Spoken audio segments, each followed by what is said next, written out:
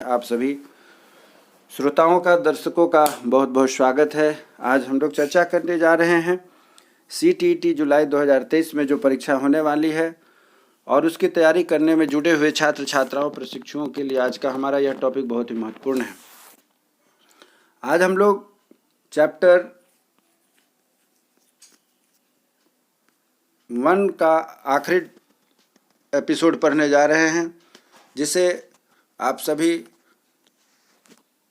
छात्र छात्रा प्रशिक्षु जो हमारे फर्स्ट और सेकंड पार्ट से जुड़े हुए हैं, आज उनको मैं अवगत कराना चाहता हूं कि आज हमारा यह जो एपिसोड होगा, यह जो आज का टॉपिक है वह चैप्टर 1 का आखिरी टॉपिक है। चैप्टर 1 में जो आप देख रहे हैं यहाँ पर बाल विकास तथा शिक्षा जो 30 नंबर के हैं और 30 नंबर में 15 कंटेंट के होते हैं तथा 15 जो है कि आपका शिक्षा शास्त्र से जुड़ा हुआ होता है। उसमें पहला जो आज हमारा चैप्टर पूरा होने जा रहा है वह विकास की अवधारणा एवं अधिगम के साथ में उसके संबंध। दो एपिसोड जो इसके पहले 2 भाग जो बना था उससे रिलेटेड आज तीसरा टॉपिक है और यह टॉपिक आज विकास की अवधारणा तथा अधिगम के साथ भी इसके संबंध को कंप्लीट होने जा रहा है। यदि आप इच्छुक हैं कि हमारे पढ़ाए जाने वाले जो टॉपिक हैं वो आपको अच्छे लगते हैं और यदि आप चाहते हैं कि हमें इससे नोट्स के रूप में प्राप्त करना है, तो आप हमसे इस नंबर पर कांटेक्ट करके नोट्स को आप हमसे प्राप्त कर सकते हैं। यदि हमारी टॉपिक आपको अच्छी लग रही है और आप हमारे इस पढ़ाने के तरीके से, नोट्स से तथा दी जाने वाली जानकारी से संतुष्ट हैं, तो आगे हमारे साथ बने रहने के लिए हमारे इस YouTube चैनल को सब्सक्राइब करें, हमारे साथ जुड़े रहें, जिससे कि आगे आने वाली जो भी हमारी वीडियो डाली जाए जिसकी नोटिफिकेशन आपको सबसे पहले मिले। इसके लिए आप हमारे इस चैनल को सब्सक्राइब करें। पुराने हैं तो कृपया लाइक, शेयर तथा कमेंट्स दें, जिससे कि आपको यह समझ में आए कि जो आपने अपना प्रतिक्रिया दिया है उसके अनुरूप हम आपके लिए क्या सहयोग कर सकते हैं। इसमें आपकी सहयोग की अपेक्षा है। चलिए ज़्यादा समय नहीं लेते हुए अपने टॉपिक पर हम लोग आगे बढ़ते हैं। कल अर्थात पिछले एपिसोड में हम लोगों ने पढ़ा था कि विकास की अवस्थाएं कौन कौन सी हैं। यह बहुत ही महत्वपूर्ण है। विकास की अवस्थाएं कौन कौन सी है, जिसमें पहली अवस्था के बारे में हम लोगों ने पढ़ा था गर्भावस्था। गर्भावस्था का मतलब होता है गर्भधारण से लेकर के जन्म तक के लिए। दूसरा है शैशवावस्था, जिसे कि जन्म से लेकर के 5 वर्ष तक की आयु है। बाल्यावस्था 5 वर्ष से लेकर के 12 वर्ष की अवस्था तक की आयु को कहते हैं। किशोरावस्था 12 वर्ष से 18 वर्ष तक की आयु को कहते हैं। युवावस्था 18 वर्ष से 25 वर्ष तक की आयु के बच्चों को कहते हैं। और प्रौढ़ावस्था जब 25 वर्ष से 55 वर्ष की आयु हो जाती है उस आयु वर्ग को कहते हैं। तथा वृद्धावस्था 55 वर्ष से लेकर के मृत्यु तक की जो अवस्था होती है उसे हम लोग मृत्यु अवस्था कहते हैं। आपको इस बात का इसमें जानकारी होनी चाहिए कि यह बहुत ही महत्वपूर्ण टॉपिक है, विकास की अवस्थाएं। आपको निश्चित रूप से इसमें एक प्रश्न परीक्षा में पूछता है कि जो अवस्थाएं दी गई है, विशेष करके गर्भावस्था से लेकर के युवावस्था तक का टॉपिक निश्चित रूप से आपको इसमें पूछा जाता है कि आप में से ऑप्शन दे दिए जाएंगे और इसमें से कौन सी अवस्था किस उम्र तक होती है, इसकी जानकारी आपको होनी चाहिए। तो इस तरीके से आपसे जो प्रश्न बनते हैं आप ध्यान रखेंगे। आगे बढ़ते हैं वृद्धि और विकास। वृद्धि और विकास पर भी हमने पिछले एपिसोड में कुछ चर्चा किया था, उसी को आगे बढ़ाते हुए जो इसके महत्वपूर्ण भाग है उस पर हम लोग चर्चा करते हैं। वृद्धि या अभिवृद्धि, कहीं कहीं पर आपको दोनों में से कोई एक नाम देखने को मिलेंगे, और विकास को हम लोग डेवलपमेंट कहते हैं। तो ग्रोथ एंड डेवलपमेंट ये बहुत ही महत्वपूर्ण टॉपिक है। BEd DLEd के साथ साथ जो CTET STET की जो तैयारी कर रहे हैं उन सभी छात्र छात्राओं के लिए, खास करके जो CDP का पेपर है इसमें बहुत ही महत्वपूर्ण है। पहला टॉपिक है कि ग्रोथ अर्थात वृद्धि या अभिवृद्धि जीवन पर्यंत वृद्धि नहीं होती है। निश्चित रूप से कहने का मतलब यह हुआ कि आपकी उम्र, हमारी उम्र एक निश्चित समय तक होती है, वह 18 वर्ष 21 वर्ष लगभग इस आसपास में जाकर के वृद्धि रुक जाती है। इसीलिए कहा गया है कि यह जीवन पर्यंत नहीं होता है, एक निश्चित आयु के बाद लगभग रुक सी जाती है। उसके बाद डेवलपमेंट है विकास। विकास का अर्थ होता है यह जीवन पर्यंत एक व्यवस्थित और लगातार आने वाले परिवर्तन होते हैं। जैसे जैसे उम्र बढ़ती जाती है, आयु बढ़ती जाती है, तब वैसे वैसे उम्र के साथ हम कुछ न कुछ अनुभव लेते जाते हैं। इसीलिए कहा गया है कि यह जीवन पर्यंत एक व्यवस्थित तथा लगातार आने वाला परिवर्तन है। इसके बाद हम लोग देखते हैं कि परिपक्व अवस्था प्राप्त होने पर अभिवृद्धि रुक जाती है। अर्थात अभी जैसा कि मैंने बताया आपको कि एक निश्चित उम्र सीमा के बाद हमारी वृद्धि रुक जाती है, अर्थात हमारा शारीरिक विकास नहीं हो पाता। हम एक निश्चित अवधि के बाद हमारी जो लंबाई है वह वहीं पर रुक जाती है, इसीलिए उसको वृद्धि की बात या अभिवृद्धि की बात कही गई है। तो 15 वर्ष या 18 वर्ष की अवस्था के आने के बाद हमारी वृद्धि वहीं रुक जाती है, हमारा शारीरिक लंबाई नहीं बढ़ता है और वहीं विकास कभी भी नहीं रुक पाता है। और परिपक्वता के बाद भी अर्थात 18 वर्ष, 20 वर्ष, 50 वर्ष, 80 वर्ष, 100 वर्ष, जब तक हमारी आयु होती है तब तक हम कुछ न कुछ सीखते रहते हैं अपने अनुभव से तथा अपने समाज से सीखते हैं। और इस प्रकार क्या है कि विकास कभी भी नहीं रुकने वाली प्रक्रिया है और यह जीवन पर्यंत चलने की प्रक्रिया होती है। तीसरा पॉइंट है कि अभिवृद्धि का संबंध शारीरिक तथा मानसिक परिपक्वता से होता है। अभिवृद्धि का संबंध शारीरिक तथा मानसिक दोनों ही होते हैं, इसलिए कि कहा भी गया है कि जो ऊपर हम लोगों ने पढ़ा है कि जब हम शारीरिक रूप से स्वस्थ होते हैं, मानसिक रूप से स्वस्थ होते हैं तो हमारी वृद्धि एक परिपक्वता उम्र तक बढ़ती है। यदि हम किसी कारणवश कुपोषण के शिकार हो जाते हैं, किसी बीमारी के शिकार हो जाते हैं या किसी भी तरह की समस्या हो जाती है जिसमें कि हमारा विकास, हमारा शारीरिक वृद्धि रुक जाती है, तो इस प्रकार से कहा जा सकता है कि यदि हम स्वस्थ हैं और अच्छा भोजन करते हैं तथा जो हमारे अंदर में आनुवंशिकी कुछ कारण होते हैं वह एक परिपक्वता की उम्र तक जाकर के हमारे शरीर और मानसिक स्थिति को निश्चित रूप से बढ़ाती है, जिसे हम वृद्धि के तहत कहते हैं। वहीं विकास वातावरण से भी संबंधित होता है। विकास वातावरण से संबंधित होता है, इस अभिप्राय है कि कितने भी मूर्ख हों या कितने भी विद्वान हों, यदि उनके अनुरूप उनकी ज्ञान सीखने की जो क्षमता होती है उसके अनुरूप यदि उनको माहौल नहीं मिलता है, उनको वातावरण नहीं मिलता है, तो वैसी स्थिति में वह क्या है कि ना उसमें भी उस बच्चों में जो मानसिक विकास होने की जो क्षमता है वह रुक जाती है।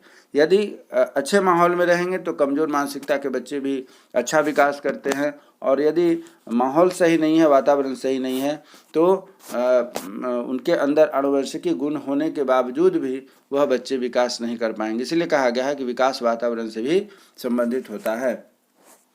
चौथा है मात्रात्मक पहलू में परिवर्तन अभिवृद्धि के क्षेत्र में आती है। मात्रात्मक से अभिप्राय यहाँ यह है कि जैसे जैसे हमारी उम्र बढ़ती जाती है अर्थात परिपक्वता के हम नज़दीक जाते हैं, उस हिसाब से जब हम बचपन में जन्म लेते हैं या कोई शिशु जन्म लेता है तो उस समय उसकी जो लंबाई, शारीरिक बनावट बहुत कम होती है। जैसे जैसे उनकी आयु बढ़ती जाती है हम देखते हैं कि उसकी लंबाई में वृद्धि हो रही है, उसके जो शारीरिक आकृति है उसमें वृद्धि हो रही है, तो वह संख्यात्मक रूप में होता है। मात्रात्मक को हम दूसरे अर्थ में कह सकते हैं, संख्यात्मक रूप से भी होता है। अर्थात कभी वह 3 फीट का था, कभी 2 फीट का था, कभी 4 फीट, फिर 5 फीट, इस तरीके से जैसे जैसे इस परिपक्वता के वह नज़दीक जाता है उसका शारीरिक जो वृद्धि है वो बढ़ते जाती है। वहीं यहाँ दूसरी तरफ विकास में देखते हैं, यह मात्रात्मक पहलुओं का नहीं बल्कि गुणात्मक पहलुओं के स्वरूप में परिवर्तन का संकेत देता है। अर्थात जब बच्चों में गुण का विकास होने लगता है, अर्थात उसके आंतरिक शक्तियों का जब विकास होने लगता है तो वह शारीरिक वृद्धि का मोहताज नहीं होता है, न उस पर निर्भर करता है। वह परिपक्वता के साथ भी आती है, परिपक्वता के बाद भी रहती है। इसलिए वह जो परिस्थिति होती है वह मात्रात्मक नहीं गुणात्मक हो जाती है और इस प्रकार से उसमें विकास होते हैं। चलिए, पांचवा पॉइंट यह है कि अभिवृद्धि में व्यक्तिगत भेद होता है। प्रत्येक बालक की वृद्धि समान नहीं होती है। अब यहाँ पर बात आती है, जैसे मान लीजिए कक्षा 5th के कोई बच्चे हैं तो उसमें अगर हम बच्चों का सर्वे करते हैं तो पाते हैं कि सभी बच्चों की आयु लगभग बराबर होती है, क्योंकि सभी एक ही कक्षा के छात्र हैं। परंतु वहाँ देखने में यह आता है कि सभी बच्चों की जो है किसी की लंबाई ज़्यादा होती है, किसी की कम होती है। उसका सबसे बड़ा मुख्य कारण यह होता है कि वह बच्चों के अंदर जो ऊपर में हमने बच्चों के विकास को प्रभावित करने वाले, अभिवृद्धि को प्रभावित करने वाले जो मुख्य कारक हैं उसमें जा कर के जो वो मुख्य कारक है, खास करके वातावरण, पोषण, आनुवंशिकता, ये सभी जो मुख्य कारण है व्यक्ति के भेदभाव, व्यक्ति के जो वृद्धि है उसको प्रभावित करती है। इसीलिए कहा गया है कि वृद्धि में व्यक्तिगत भेद होते हैं। प्रत्येक बच्चे अलग अलग लंबाई के होते हैं, अलग अलग वजन के होते हैं, उनके अलग अलग अपनी सोच होती है। और इस प्रकार से जब दूसरा देखते हैं विकास की दर सीमा में अंतर होता है, होते हुए भी इसमें समानता पाई जाती है। अर्थात 5th क्लास के जो बच्चे हैं उधर में अभिवृद्धि तो अलग होती है, कोई लंबा होता है, कोई छोटा होता है, परंतु यहाँ हम जो देखते हैं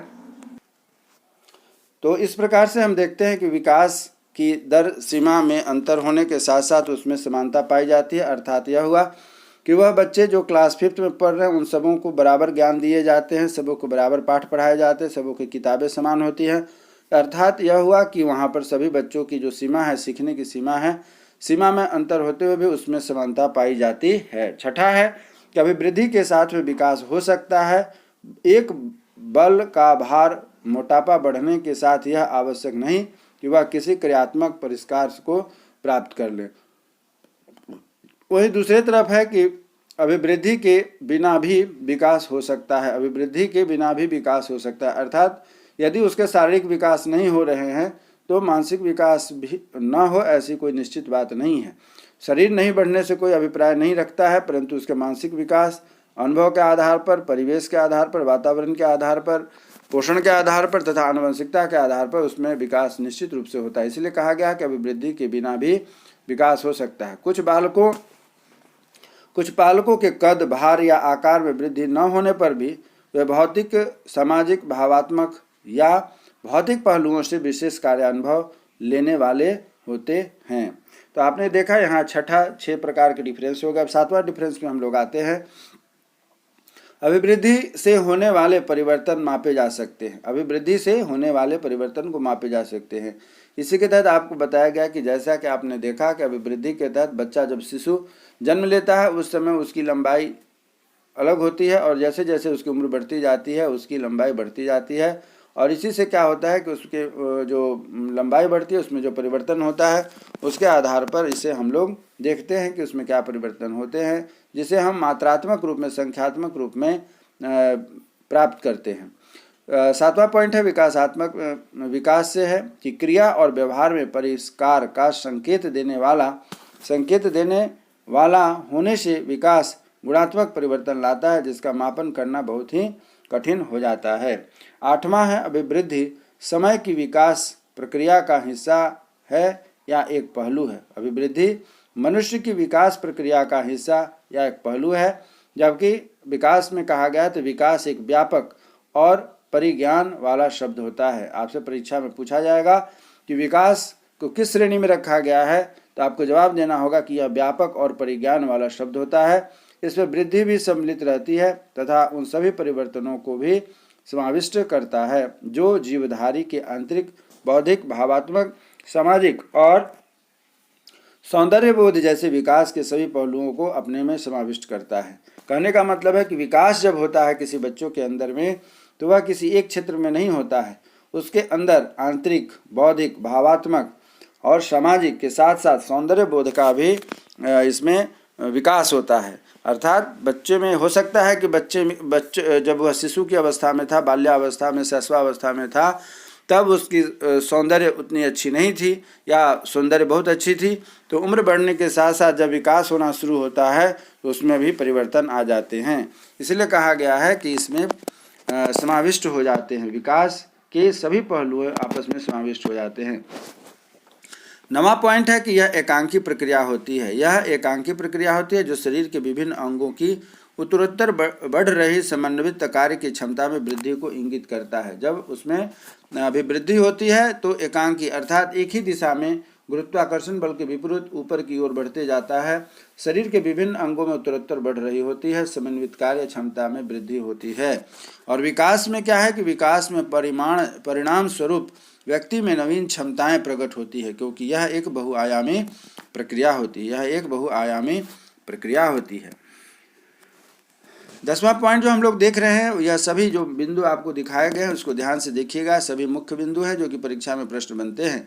प्रश्न को घुमा करके कई तरीके से पूछे जा सकते हैं। अभिवृद्धि में विकास निहित रहता है। आपसे पूछा जाएगा कि विकास कहाँ निहित होता है, तो विकास वृद्धि में निहित होता है तथा अभिवृद्धि में विकास निहित नहीं होता है। यह बहुत महत्वपूर्ण पॉइंट है। परीक्षा में अक्सर पूछा जाता है कि विकास में वृद्धि निहित होती है, अर्थात मनुष्य का जब विकास होता है चतुर्दिक विकास के तहत उसकी वृद्धि और अभिवृद्धि भी आती है, परंतु अभिवृद्धि में विकास हो इसकी कोई गारंटी नहीं होती है। और एक चीज़ और विशेष करके बताना चाहता हूँ इसमें चलते चलते कि विकास में वृद्धि जो होगी वह और अभिवृद्धि में विकास नहीं होती, यह एक दूसरे के ऑपोजिट है, इसलिए इसे समझना भी आसान है। 11वां पॉइंट है कि निश्चित समय होता है। किसकी? अभिवृद्धि की एक निश्चित समय सीमा होती है, और विकास में क्या है, यह जीवन पर्यंत चलने वाली क्रिया होती है। उसी प्रकार अभिवृद्धि को क्या कहा गया है, यह संकीर्ण होती है तथा विकास व्यापक होता है। उसके बाद कहा गया है कि 13वां पॉइंट है कि यह जो मात्रात्मक और संख्यात्मक एक निश्चित समय तक होता है अभिवृद्धि, और वहीं संख्यात्मक और गुणात्मक यह जीवन पर्यंत चलने वाली क्रिया होती है।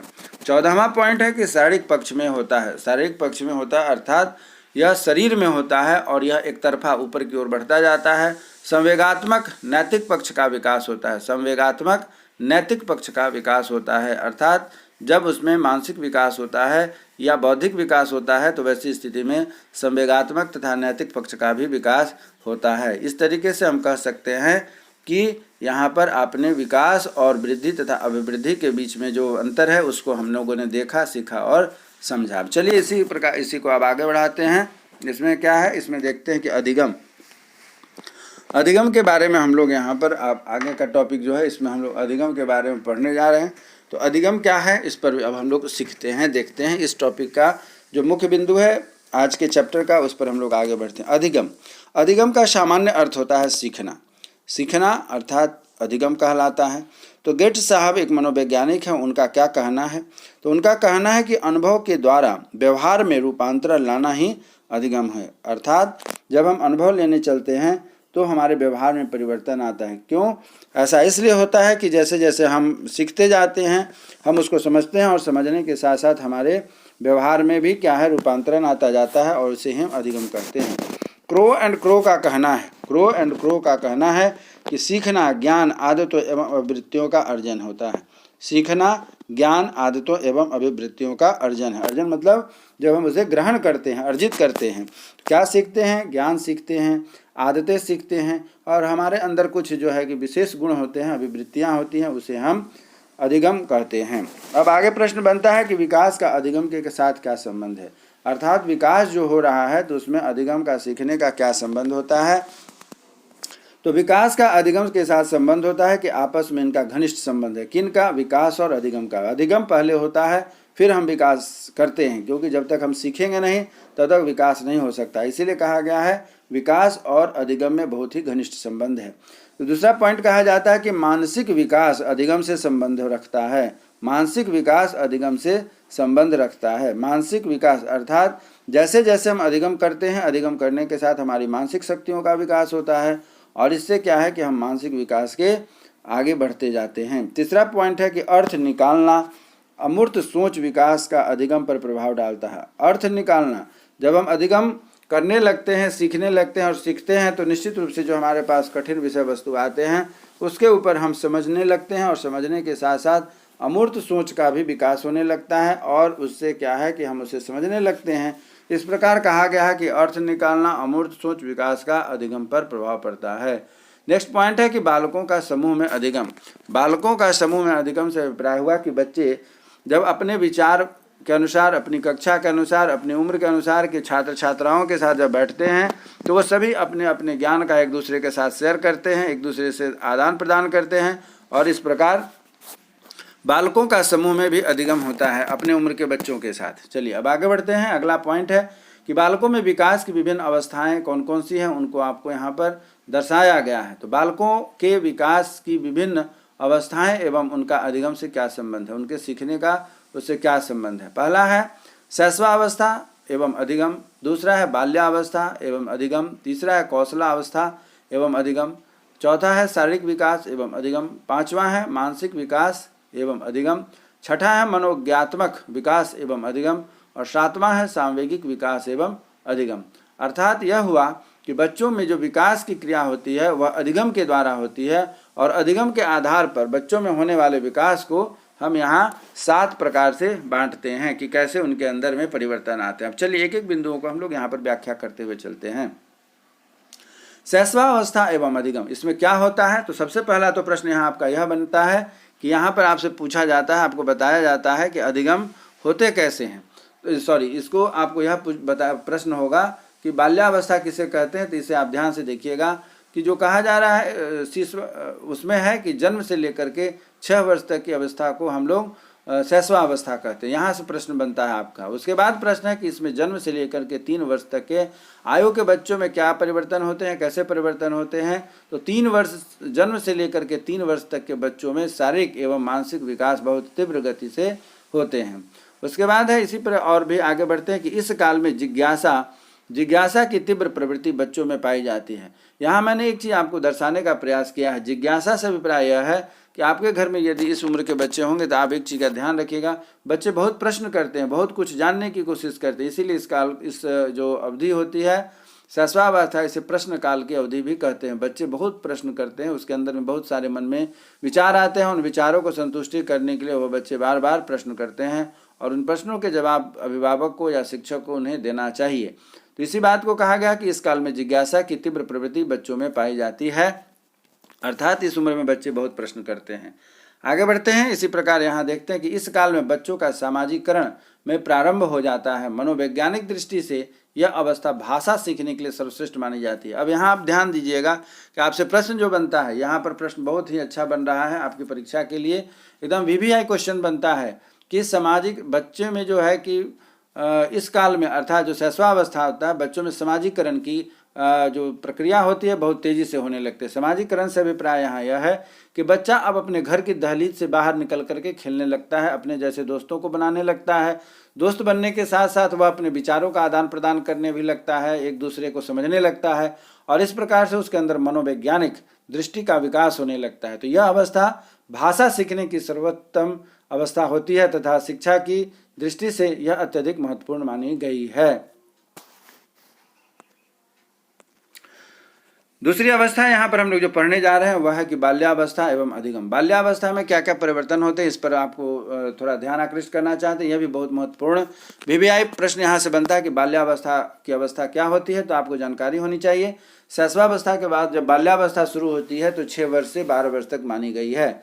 कई किताबों में अलग अलग तरीके से यह बाल्यावस्था की उम्र दी गई है, तो आपको मुख्य रूप से समझ लेना है कि यह 12 वर्ष तक के आसपास का जो उम्र रहेगा उसी को आप बाल्यावस्था, कहीं पर 10 वर्ष भी मिलता है, कहीं 11 वर्ष भी मिलते हैं, कहीं पर 12 वर्ष भी मिलते हैं। तो यह आप कंफ्यूज ना होंगे, आपके पास ऑप्शन जो दिया रहेगा उसके अनुसार आपको उसका उत्तर देना है। तो 6 वर्ष से लेकर के 12 वर्ष तक की अवस्था वाले जो बच्चे होते हैं उनमें जो अधिगम जो होती है, सीखने की जो स्थिति होती है, प्रक्रिया होती है, जो गति होती है, उसी के आधार पर बाल्यावस्था में अधिगम की क्रिया होती है। 6 वर्ष से 12 वर्ष तक की अवस्था वाले को हम बाल्यावस्था में रखते हैं। इसके प्रथम चरण 6 से 9 वर्ष तक के जो बालकों में लंबाई, भार तथा दोनों बढ़ते हैं। जो 6 वर्ष से 12 वर्ष के बच्चे होते हैं उसमें लंबाई भी बढ़ते हैं और साथ साथ उसका वजन भी बढ़ता है। तो इसलिए कहा गया कि लंबाई एवं भार दोनों बढ़ते हैं। बच्चों में पढ़ाई के प्रति रुचि, चिंतन की शक्तियों का भी विकास होता है। बच्चे इस उम्र में जो होते हैं 6 वर्ष से 12 वर्ष तक के बच्चे, यह पढ़ाई के प्रति काफ़ी गंभीर होते हैं। सोचने की शक्ति, समझने की क्षमता तथा चिंतन करने की शक्ति का विकास इनके अंदर बहुत अच्छे ढंग से होने लगता है। इसी प्रकार है कि बाल अवस्था में बच्चों के सीखने की गति मंद व सीखने के क्षेत्र में विस्तृत होने लगता है।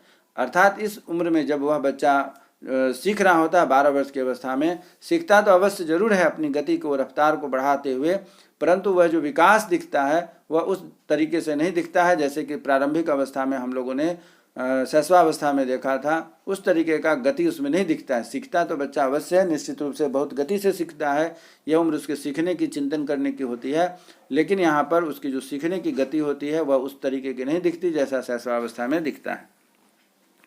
तीसरा पॉइंट हमारे पास है किशोरावस्था एवं अधिगम। किशोरावस्था की उम्र क्या होती है, यह भी आपसे परीक्षा में पूछी जाती है, एक महत्वपूर्ण प्रश्न है। 12 वर्ष से लेकर के 18 वर्ष की जो अवस्था होती है उसे हम किशोरावस्था कहते हैं। इस अवस्था में व्यक्ति बाल अवस्था से परिपक्वता अवस्था की ओर जाता है। इस अवस्था में बच्चे बाल्यावस्था से लेकर के परिपक्वता की स्थिति की ओर अग्रसर होता है। आपसे प्रश्न पूछा जाता है कि बाल्यावस्था से लेकर परिपक्वता अवस्था की जो स्थिति होती है वह उम्र कौन सी होती है, या इस अवस्था में होने वाले जो परिवर्तन होते हैं इसे हम कैसे दर्शाते हैं। तो इस अवस्था में किशोरों की लंबाई में वृद्धि होती है, साथ ही साथ मांसपेशियां में भी वृद्धि होती है। यहाँ भी प्रश्न बनता है कि किस अवस्था में या किस उम्र में जाकर के बच्चों की जो लंबाई की वृद्धि होती है तथा मांसपेशियां मजबूत होती है, यह भी प्रश्न उनका बनता है। अगला प्रश्न है कि 14 वर्ष से 18 वर्ष तक की आयु के बीच में लड़कियों की अपेक्षा लड़कों की लंबाई अवस्था में काफ़ी परिवर्तन होता है। 14 वर्ष से लेकर के 18 वर्ष तक की जो अवस्था होती है, इसमें बच्चों में बहुत उम्र में परिवर्तन आते हैं, यहाँ पर आपको देखने को मिलते हैं। तो यही बात यहाँ पर कही जा रही है कि 14 वर्ष से लेकर के 18 वर्ष के बीच की जो लड़कियाँ होती हैं, लड़कियों की अपेक्षा लड़कों की लंबाई में, मांसपेशियों में बहुत तेज़ी से विकास होता है। बच्चे शारीरिक रूप से जिम जाना शुरू कर देते हैं, उन्हें अपने मसल्स बनाने पर ज़्यादा ध्यान होता है, अपने बॉडी बनाने पर ज़्यादा ध्यान होता है। तो लड़कियों की अपेक्षा लड़कों में यह गुण उसमें विकसित होने लगता है। इसीलिए कहा गया है कि 14 वर्ष से 18 वर्ष के बीच की लड़कियों की अपेक्षा लड़कों की लंबाई व मांसपेशियाँ तेज़ी से बढ़ने लगती है। और इस अवस्था में किशोर किशोरियों की बुद्धि का भी पूर्ण विकास हो जाता है। इसमें ध्यान केंद्रित करने तथा स्मरण क्षमता जो है कि काफ़ी प्रगाढ़ हो जाती है, तेज हो जाती है। अर्थात इस उम्र में बच्चे बहुत तेज़ी से सीखने लगते हैं और पढ़ने लगते हैं।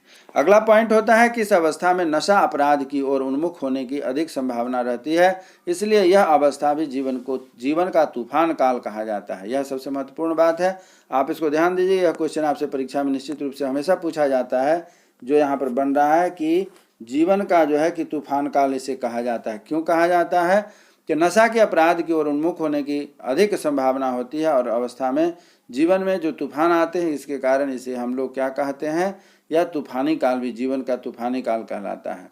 अगला पॉइंट है, इस अवस्था में बालकों के शिक्षकों, मित्र तथा अभिभावकों के उचित मार्गदर्शनों एवं सलाह की आवश्यकता रहती है। इस अवस्था में बच्चे जब रास्ता भटकने लगते हैं, तो वैसी स्थिति में क्या है कि उन्हें मार्ग दिखाने के लिए उन्हें शिक्षक चाहिए, अच्छे मित्र चाहिए और अभिभावक का सहयोग नितांत आवश्यक है। अन्यथा बच्चे रास्ता भटक करके नशे की गिरफ्त में चले जाते हैं, जिससे उनका जीवन, वर्तमान भविष्य दोनों ही बर्बाद हो जाता है।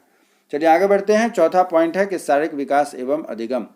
शारीरिक विकास एवं अधिगम, इसमें भी हम लोग आगे बढ़ते हैं। कैसे कैसे प्रश्न बनते हैं इसको देखते हुए, शारीरिक विकास के अंतर्गत बालक के शरीर का बाह्य तथा आंतरिक विकास सम्मिलित होता है। बाह्य और आंतरिक विकास का क्या अभिप्राय है, इसको हम लोग ऊपर कई बार चर्चा कर चुके हैं, इसको बार बार चर्चा करने की आवश्यकता नहीं है। फिर भी जहाँ जैसा मौका आएगा इस पर हम लोग चर्चा करेंगे। शारीरिक विकास एवं अधिगम। तो शारीरिक विकास के अंतर्गत बालक के शरीर का बाह्य एवं आंतरिक विकास सम्मिलित होता है। बाह्य विकास को हम ऊंचाई, शारीरिक अनुपात में वृद्धि इत्यादि के रूप में स्पष्ट करते हैं। अभी जैसा कि मैंने कहा कि हम लोग यहाँ चर्चा करेंगे कि बाह्य विकास किसे कहते हैं और आंतरिक विकास किसे कहते हैं। तो यहाँ पर आप देख रहे हैं कि बाह्य विकास किसे कहा गया है। यहाँ पर हम लोग चर्चा कर रहे हैं बाह्य विकास। बाह्य विकास क्या है?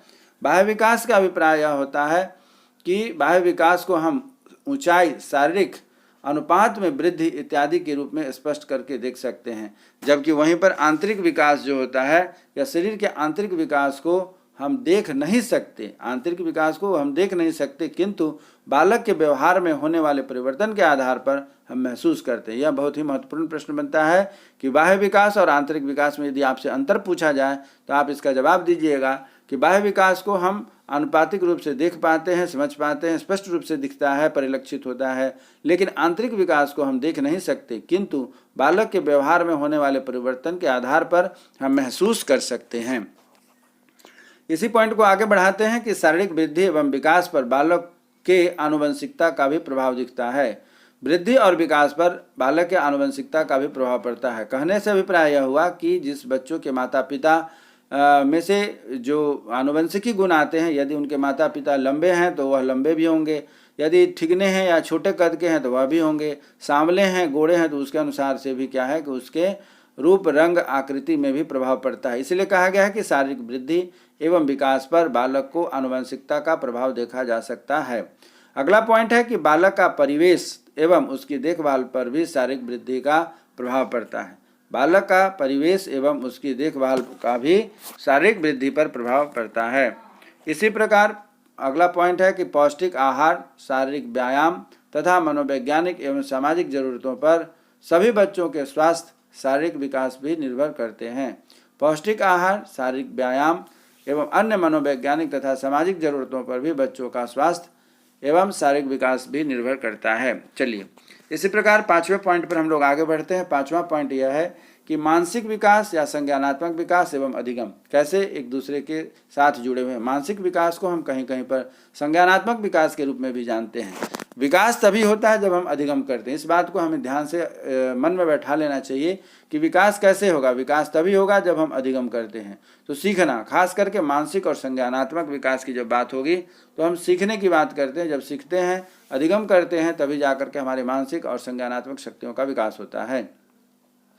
संज्ञानात्मक या मानसिक विकास में तात्पर्य बालक की उन सभी मानसिक योग्यताओं और क्षमताओं में वृद्धि एवं विकास से है जिनके परिणाम स्वरूप बालक अपने लगातार बदलते वातावरण में ठीक प्रकार से समायोजन करता है। वह विभिन्न प्रकार की समस्याओं को सुलझाने में अपनी मानसिक शक्तियों का उपयोग कर पाता है। अर्थात जब हम सीखते हैं, अधिगम करते हैं, तो हमारी संज्ञानात्मक शक्ति और मानसिक शक्ति का विकास होता है। अर्थात हम मानसिक योग्यताओं और क्षमताओं में वृद्धि होती है। जैसे हम सीखते हैं तो हम मानसिक क्षमताओं से, अर्थात कठिन से कठिन परिस्थिति का भी हम समाधान निकालने के लिए तैयार हो जाते हैं और समाधान निकाल पाते हैं।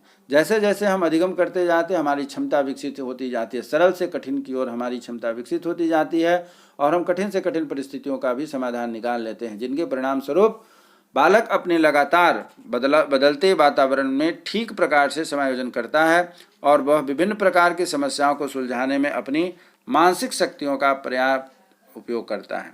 अगला 6वां पॉइंट है कि सांवेगिक विकास एवं अधिगम। सांवेगिक, जैसा कि नाम से स्पष्ट हो रहा है, संवेग का अभिप्राय यह है कि उस बच्चों के अंदर जो तेजना होती है, बच्चों के अंदर जो व्यवहार में परिवर्तन आते हैं, वह कैसे आते हैं, क्यों आते हैं, किन कारणों से आते हैं, उन्हें हम सांवेगिक विकास के अंतर्गत पढ़ते हैं। बच्चों के व्यवहार में जो परिवर्तन आते हैं वह क्यों आते हैं, और सांवेगिक व्यवहार में परिवर्तन आने से क्या है कि उसके जो है कि व्यवहार में उनके जो संवेग में परिवर्तन आने लगता है। तो अब हम लोग पढ़ते हैं कि संवेग क्या होता है तथा संवेग में कैसे परिवर्तन आता है।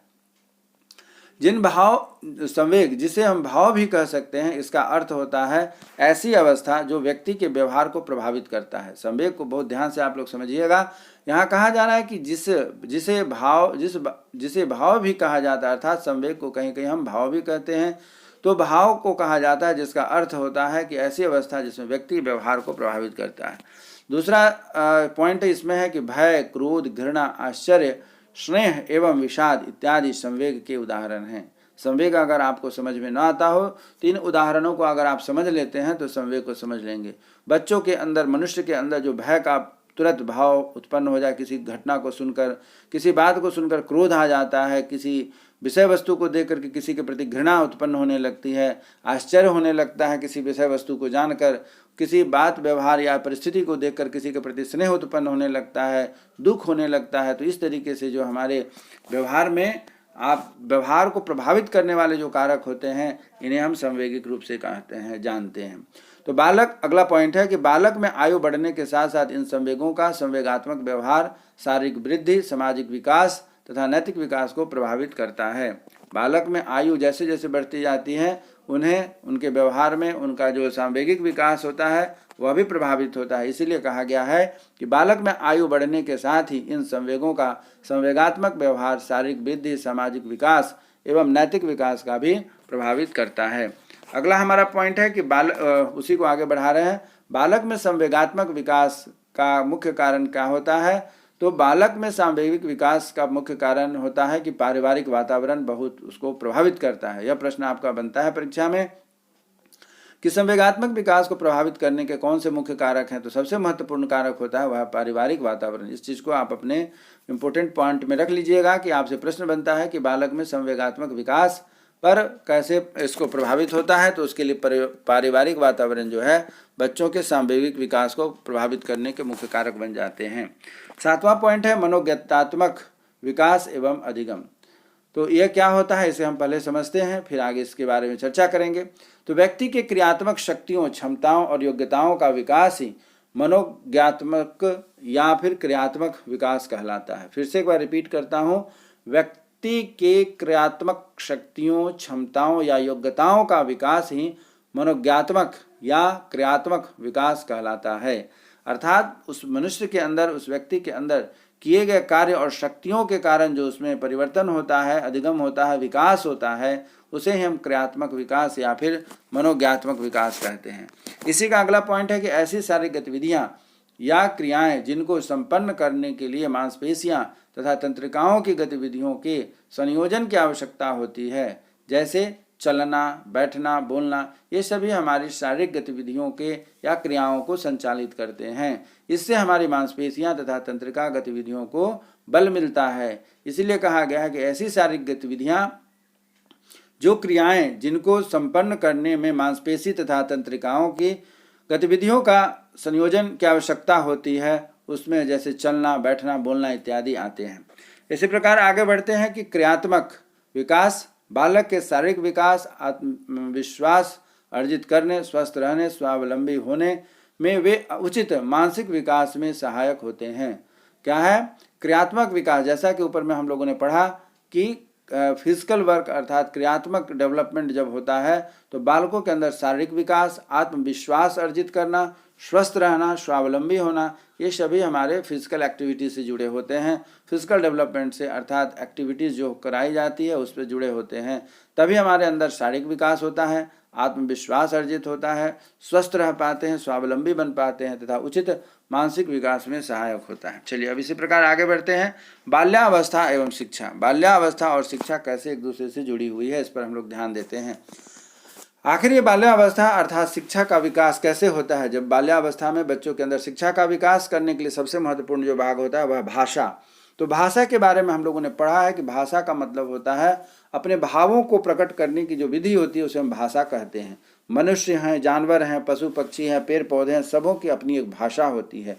उनकी भाषा वही समझ पाते हैं और भाषा का प्रयोग हम लोग अपनी बातों को, व्यवहारों को, अपनी भावनाओं को प्रकट करने के लिए भाषा का प्रयोग करते हैं। तब बात यहाँ यह निकल करके आती है कि बाल्यावस्था में बच्चों के अंदर भाषा का विकास कैसे किया जाए। तो भाषा का विकास करने के लिए बच्चों के अंदर में भाषण प्रतियोगिता होनी चाहिए, वाद विवाद प्रतियोगिता होनी चाहिए, निबंध प्रतियोगिता होनी चाहिए। और इन सबों की तरह की जब प्रतियोगिता आयोजित होगी तो बच्चे उसके लिए तैयारी करेंगे। अपने स्तर के बच्चे जो होंगे उनके साथ उनका आपस में डिस्कशन होगा, उनके साथ वार्तालाप होगा और इस तरीके से उसके अंदर भाषा का विकास होता है। अगला पॉइंट है कि रोचक पाठ्य सामग्री।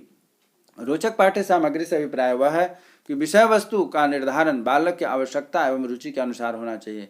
तो कोई भी टॉपिक, कोई विषय रोचक तभी बन सकता है जब उन बच्चों के अनुरूप हम बनाएंगे। बच्चों से विषम अगर वो चला जाए अर्थात बच्चे को वह विषय टॉपिक टच नहीं करता है, उससे आधारित नहीं है, तो बच्चे उसको पढ़ेंगे नहीं, सीखेंगे नहीं, अधिगम नहीं होगा और उसके अंदर जब रुचि नहीं लेंगे तो उसका जो पाठ्य सामग्री सही नहीं रहने से उसके अंदर अधिगम नहीं दिखता है। इसलिए कहा गया है कि विषय वस्तु का निर्धारण बालकों की आवश्यकता एवं रुचि के अनुरूप ही किया जाना चाहिए। तीसरा पॉइंट है जिज्ञासा संतुष्टि। इस अवस्था में बालक में जिज्ञासा प्रवृत्ति बहुत प्रबल होती है। इस अवस्था में बालक में जिज्ञासा प्रवृत्ति बहुत प्रबल होती है।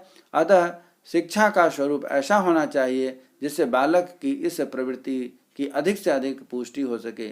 जिज्ञासा से अभिप्राय है कि जैसा कि हम लोगों ने सुना, पढ़ा कि जो बाल्यावस्था के बच्चे होते हैं उनके अंदर में बहुत क्वेरी होती है और बहुत सारी बातों को जानना चाहते हैं। इसके लिए वो शिक्षक से, माता पिता से, अभिभावक से, अपने दोस्तों से तक से वो बहुत सारे प्रश्न करते हैं, क्योंकि उसके जीवन में जो कुछ भी दिखता है लगभग सब कुछ नया होता है।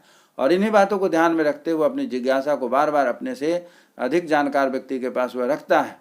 तो जिज्ञासा की संतुष्टि के लिए वह क्या करता है, इस अवस्था में बालक में जिज्ञासा प्रवृत्ति बहुत अधिक हो जाती है। अतः जिज्ञासा का स्वरूप ऐसा होना चाहिए जिससे कि बालक इस प्रवृत्ति को अधिक से अधिक संतुष्टि हो सके, अर्थात उसे अधिक से अधिक अपने मन की बातों का उत्तर मिल सके।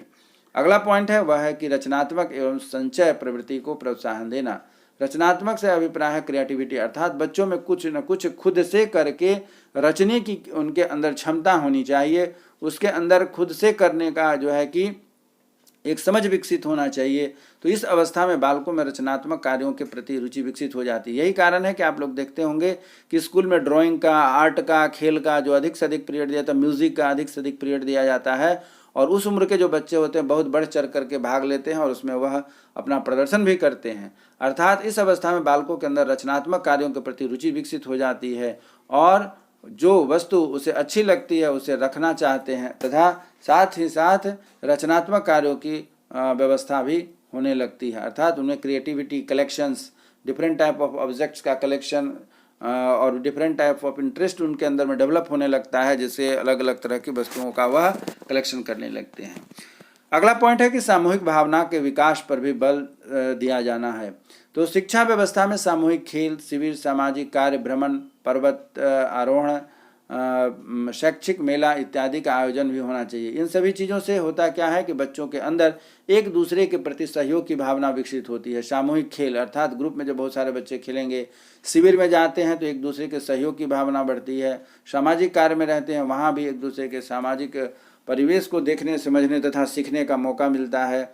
भ्रमण में जाते हैं तो अपने साथ साथ अपने परिवेश जहाँ वह जा रहे हैं, रास्ते में बहुत कुछ देखते हैं, जहाँ जाते हैं वहाँ बहुत कुछ देखते हैं और उससे भी उन्हें सीखने का मौका मिलता है।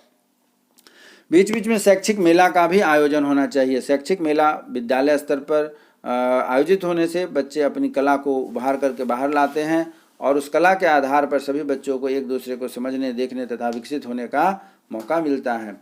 इसी प्रकार छठा पॉइंट है कि सामाजिक गुणों का विकास। बच्चों के अंदर सामाजिक गुणों का विकास तब होता है जब बच्चे परिवार से बाहर अपने परिवेश में, वातावरण में इधर उधर अपने हम उम्र के साथ, अपने से बड़ों के साथ घुलते मिलते हैं। जो घर की दहलीज से बाहर निकलते हैं तब उनके अंदर अनुशासन, आत्मसंयम, उत्तरदायित्व, ज्ञान पालन, सहयोग, सहानुभूति तथा सामाजिक गुणों का विकास होता है। इस प्रकार बच्चे बहुत सारी बातों को सीख सकते हैं और सीखते हैं। नेक्स्ट पॉइंट है, सातवां पॉइंट है कि नैतिक एवं संवेगात्मक गुणों का विकास। नैतिक हम उन गुणों को कहते हैं जो हमारे जीवनोपयोगी होते हैं और उनसे हम अपने जीवन के लिए सारी गुणों को सीखते हैं और सीख सकते हैं। तो कहा गया कि नैतिक और संवेगात्मक गुणों का विकास कैसे होता है, तो मनोवैज्ञानिक बाल्यावस्था को संवेगात्मक विकास का अनोखा काल कहा गया। यहाँ पर आपका बहुत ही महत्वपूर्ण प्रश्न बनता है कि अनोखा काल किसे कहा गया है, तो आपको बताना होगा कि बाल्यावस्था को संवेगात्मक विकास का अनोखा काल कहा गया है। नैतिक मूल्यों को समझने एवं उनके विकास करने में लगती है। उनके संवेगों का दमन नहीं करना चाहिए, अर्थात उनके अंदर अभी हम लोगों ने ऊपर में पढ़ा कि संवेग वाले कौन कौन से गुण होते हैं। तो यदि उनके अंदर संवेग उत्पन्न हो रहा है तो उसे ज़बरदस्ती नहीं दबाना चाहिए, बल्कि उन्हें समझाना चाहिए। ज़बरदस्ती दबाने से उसके अंदर क्या है कि हीन भावना आने लगती है तथा उसके अंतर्गत विद्रोह की भावना जग जाती है। इसलिए हमें इस बात का ध्यान रखना चाहिए, एक शिक्षक होने के नाते, एक अभिभावक होने के नाते, कि नैतिक तथा संवेगात्मक गुणों का विकास बहुत ही अनोखा होता है बच्चों की इस बाल्यावस्था में। उसका हमें दमन नहीं करके, उसे हमें सहयोग करके उसको समझाने का प्रयास करना चाहिए। इससे उसके बातों को बल मिलेगा तथा वह सीखने में अपनी रुचि को बढ़ाएगा। और जो सबसे महत्वपूर्ण और आखिरी महत्वपूर्ण टॉपिक है वह है जो आपकी परीक्षा में भी पूछी जाती है कि बाल्यावस्था में जब हम बच्चों को कुछ सिखाते हैं तो किन विधियों का प्रयोग करना चाहिए। बाल्यावस्था में बच्चों को सिखाने के लिए आपको किन किन विधियों का प्रयोग करना चाहिए, तो आपको याद रखना होगा, तभी आप जाकर के उसका उत्तर दे पाएंगे। वह विधियां कौन कौन सी हैं, तो इसके लिए आपको खेल विधि को बच्चों को सिखा, अर्थात बच्चे खेल खेल में बातों को सीखेंगे। उसके बाद अनुकरण विधि होती है। अनुकरण विधि से कहने का अभिप्राय है कि टीचर कुछ बातें गा कर, डांस करके या मेथड के द्वारा, विधियों के द्वारा, प्रैक्टिकल द्वारा करके दिखाते हैं, प्रयोगशाला में ले जा करके, तो बच्चे उसी अनुरूप अनुकरण करते हैं, उस तरीके से सीखते हैं।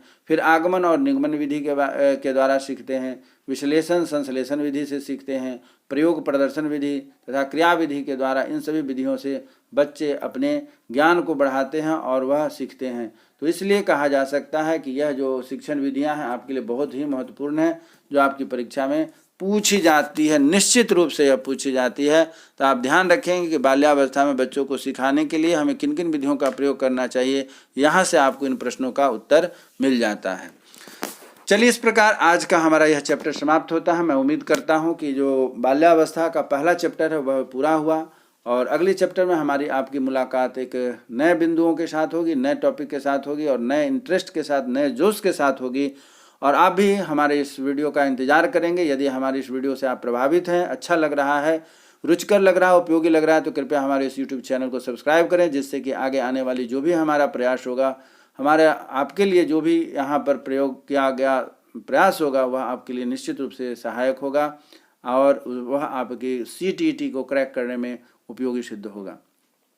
उम्मीद करता हूँ कि आप स्वस्थ रहेंगे, मन लगा करके पढ़ाई करेंगे तथा अब अच्छे शिक्षक बनने की तैयारी में जुटे रहेंगे।